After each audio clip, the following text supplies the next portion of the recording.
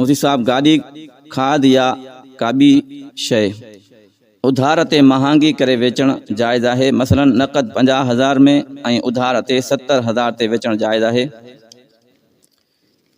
यो सवाल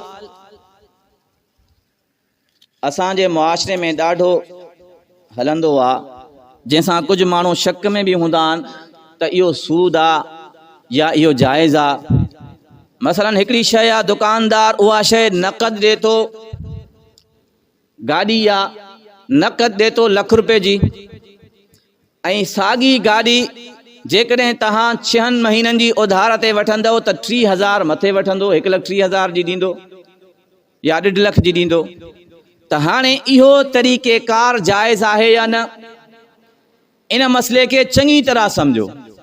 जेकॾहिं गौर सां तवज्जो सां समझदो तव्हांखे समझ में ईंदो, न त हमेशह तव्हांखे इहो शक रहंदो त इहो सूद आहे।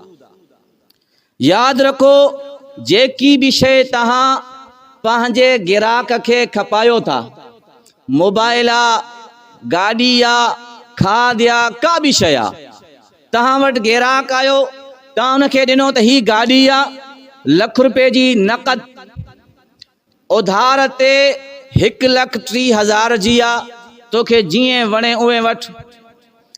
उधार ते जेकॾहिं अगलो वठे थो त इहो सूद न आहे। छो सूद न आहे? वजह छा आहे?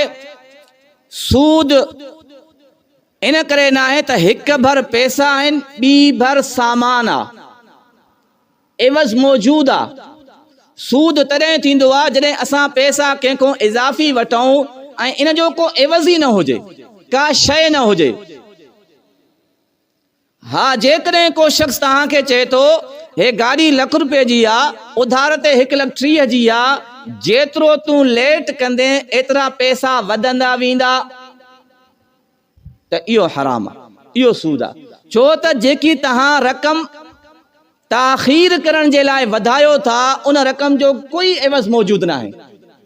6 महीननि जी उधार ते गाड़ी तव्हां ॾसे छॾी 1,30,000 जी आहे, हाणे 7 महीने में जेके तव्हां 2,000 3,000 वधाया आहिनि, इन्हनि जो कोई एवज़ न आहे। इहो सिधो सो सूद ऐं हराम आहे।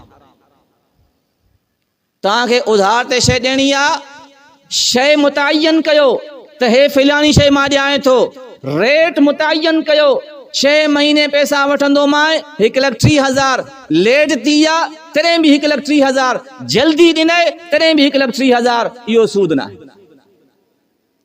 हा, ईअं न आहे ग्राहक चए त मां जेकॾहिं कुझु अॻे ॾेई मां त कुझु घटि कजां, इहो बि जाइज़ न आहे।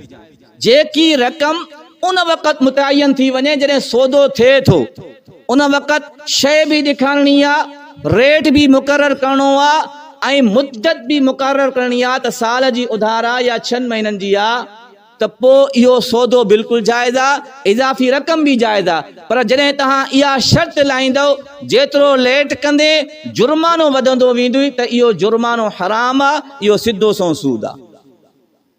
त इन शइ में फ़र्क़ु आहे।